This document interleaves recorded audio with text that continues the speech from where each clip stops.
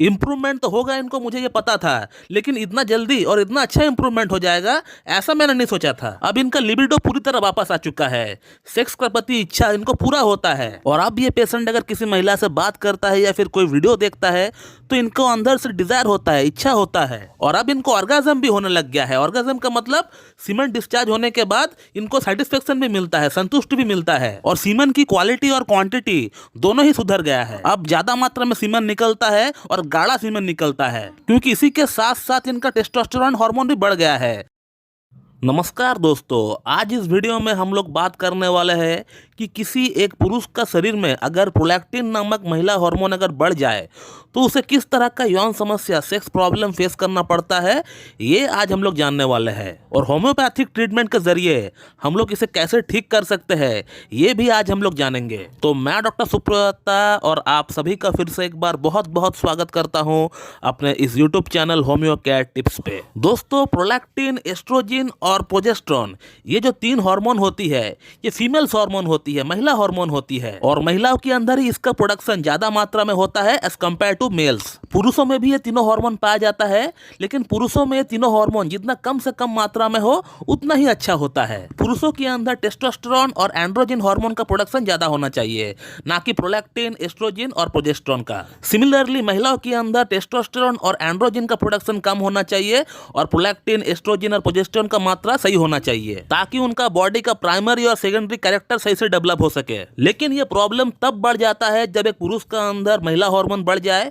या फिर एक महिला का अंदर पुरुष हार्मोन बढ़ जाए। लेकिन आज हम लोग बात करने वाले हैं सिर्फ प्रोलैक्टिन हार्मोन के बारे में, कि अगर प्रोलैक्टिन हार्मोन किसी पुरुष का अंदर बढ़ जाए तो उनको किस तरह का सेक्स प्रॉब्लम फेस करना पड़ सकता है, ये आज हम लोग जानेंगे। और इसका होम्योपैथी में कैसा ट्रीटमेंट हो सकता है, ये भी हम लोग बात करने वाले हैं। तो प्रोलैक्टिन हार्मोन अगर किसी पुरुष का अंदर बढ़ जाए तो पहला जो सिम्टम देखने को मिलता है वह है सेक्स का डिजायर पूरी तरह नील हो जाता है उस पुरुष में। ऑपोजिट सेक्स के प्रति कोई अट्रैक्शन रहता ही नहीं है उस पुरुष में। जिस भी पेशेंट का प्रोलैक्टिन बढ़ा हुआ रहता है उसका जो सबसे मेजर कंप्लेन होता है वो यही होता है कि सर, मुझे सेक्स का प्रति कोई इच्छा ही नहीं होता है। मेरा पार्टनर अगर मेरे पास बैठी हुई रहती है, मैं उससे बात करता हूँ, टच करता हूँ, फिर भी मुझे कोई फीलिंग्स ही नहीं आता है अंदर से। अगला जो सिम्टम देखने को मिलता है वो ये है कि सर, मैं हाथ से हस्तमैथुन भी करता हूँ तो मेरा वीर्य जो है बहुत ही कम मात्रा में निकलता है, और वो भी बिल्कुल एकदम पतला पानी जैसा। और जिन पुरुषों का प्रोलैक्टिन बढ़ा हुआ रहता है उनका स्पर्म काउंट बिल्कुल कम हो जाता है और स्पर्म मोर्टेलिटी और मॉर्फोलॉजी बिल्कुल खराब हो जाता है। और ये प्रोलैक्टिन अगर बहुत दिनों से बढ़ा हुआ है किसी में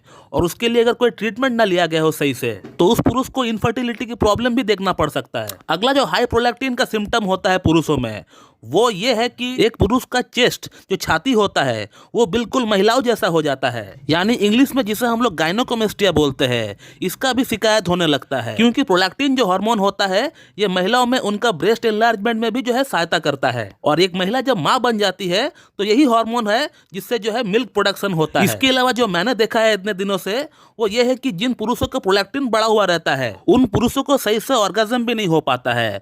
ऑर्गाज्म का मतलब होता है संतुष्टि, यानी जब आपका सीमेन डिस्चार्ज होता है, जो आपको संतुष्टि मिलता है अंदर से, उस संतुष्टि को बोलते हैं ऑर्गाज्म। तो जिन पुरुषों का प्रोलैक्टिन बढ़ा हुआ रहता है वो हस्तमैथुन करते हैं या फिर सेक्स करते हैं तो उनका सीमेन डिस्चार्ज भी होता है, तो उनको कुछ फील ही नहीं होता है, पता भी नहीं चलता है कि कब उनका सीमेन डिस्चार्ज हो गया। तो ये कुछ समस्याएं देखने को मिल सकता है जब किसी एक पुरुष के अंदर प्रोलैक्टिन हार्मोन बढ़ जाए। ऐसे ही सेम समस्याओं को लेकर आज से 4 महीना पहले एक पेशेंट हमसे कंसल्ट किए थे। आप व्हाट्सएप पे देख सकते हो पेशेंट ने क्या लिखा है। उनका रिपोर्ट भी उन्होंने मुझे भेजा है कि उनका जो प्रोलैक्टिन का लेवल है उस समय 28 नैनोग्राम पर ml था, जो कि काफी हाई माना जाता है, जो कि 5 नैनोग्राम पर ml का नीचे रहना चाहिए था। वो 28 तक पहुंच गया है। इन्होंने ट्रीटमेंट कई जगहों से लिया हुआ है, लेकिन कुछ खास परिणाम जो है नहीं पड़ा। इनको इम्प्रूवमेंट मिला हुआ था ट्रीटमेंट से, लेकिन ट्रीटमेंट छोड़ने के बाद फिर वैसे का वैसा ही हो गया। इनको फर्स्ट टाइम मेरा यूट्यूब वीडियो देखकर ऐसा लगा कि मुझे होम्योपैथी ट्राई करना चाहिए, और ये तब ये हमारे पास आए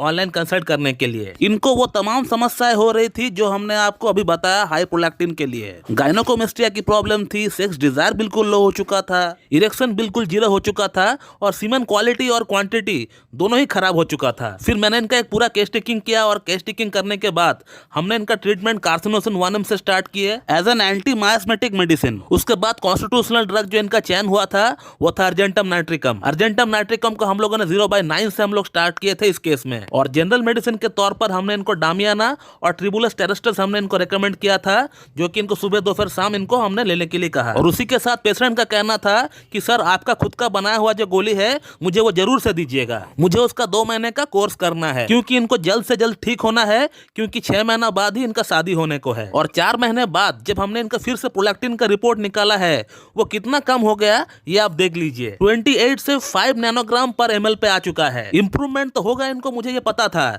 लेकिन इतना जल्दी और इतना अच्छा इंप्रूवमेंट हो जाएगा ऐसा मैंने नहीं सोचा था। अब इनका लिबिडो पूरी तरह वापस आ चुका है, सेक्स के प्रति इच्छा इनको पूरा होता है। और अब ये पेशेंट अगर किसी महिला से बात करता है या फिर कोई वीडियो देखता है तो इनको अंदर से डिजायर होता है, इच्छा होता है। और अब इनको ऑर्गाज्म भी होने लग गया है। ऑर्गाज्म का मतलब सीमन डिस्चार्ज होने के बाद इनको सेटिस्फेक्शन भी मिलता है, संतुष्टि भी मिलता है, और सीमन की क्वालिटी और क्वांटिटी दोनों ही सुधर गया है। अब ज्यादा मात्रा में सीमन निकलता है और गाढ़ा सीमन निकलता है, क्योंकि इसी के साथ साथ इनका टेस्टोस्टेरोन हार्मोन भी बढ़ गया है।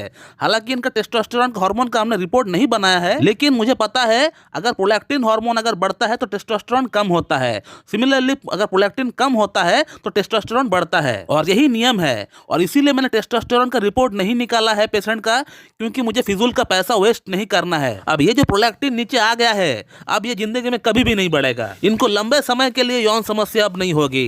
कम से कम 10-12 साल, 10-15 साल तो इनको यौन समस्या छू भी नहीं सकता है। तो दोस्तों इस तरह का कुछ होता है प्रोलैक्टिन हार्मोन बढ़ने का साइड इफेक्ट पुरुषों में। और होम्योपैथी में कैसे इलाज संभव होता है, पेशेंट ने क्या कहा उसका प्रॉब्लम के बारे में, ये भी आपने देख लिया है। लेकिन ये संभव तभी हो पाएगा जब आप किसी एक अच्छी क्लासिकल एमडी होम्योपैथ के पास मीट करके उनसे केस टेकिंग करवा के ट्रीटमेंट लेंगे। खुद से ट्रीटमेंट करेंगे जिंदगी में नहीं होगा। दोस्तों मैं इस वीडियो को यहीं पे एंड करता हूँ। So thank you very much and have a good day.